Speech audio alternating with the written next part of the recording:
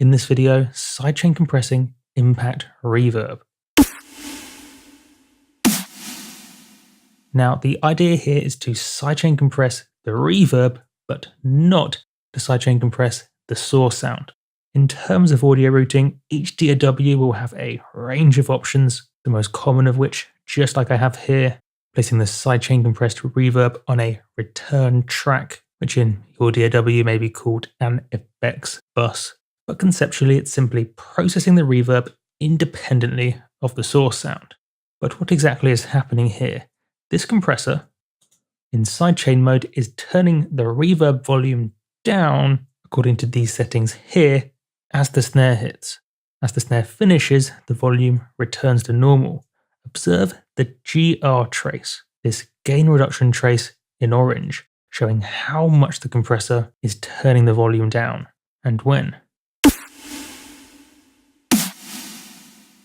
See how the snare hit causes the compressor to reduce the volume of the reverb? With the volume returning to normal when the snare finishes, I'll do a quick before and after.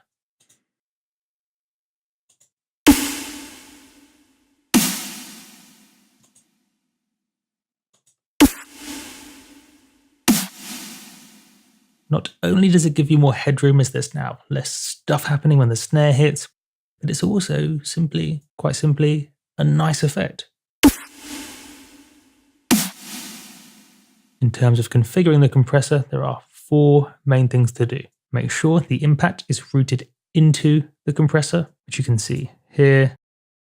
Use the threshold and ratio to control how much compression happens.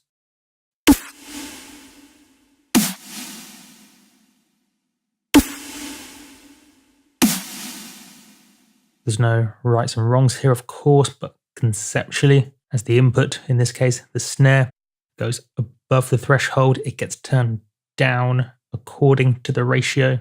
The higher the ratio, the more it gets turned down. And then the final thing to play with, the final thing to adjust is this release, determining how quickly the compressor pings back to normal once that snare dips back below the threshold.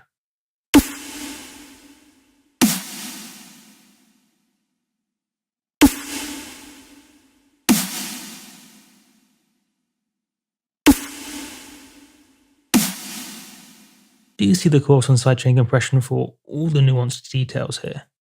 Finally noting, of course, because you hear a big tail, the choice of reverb is critical. For example, here is a different reverb, Tora verb.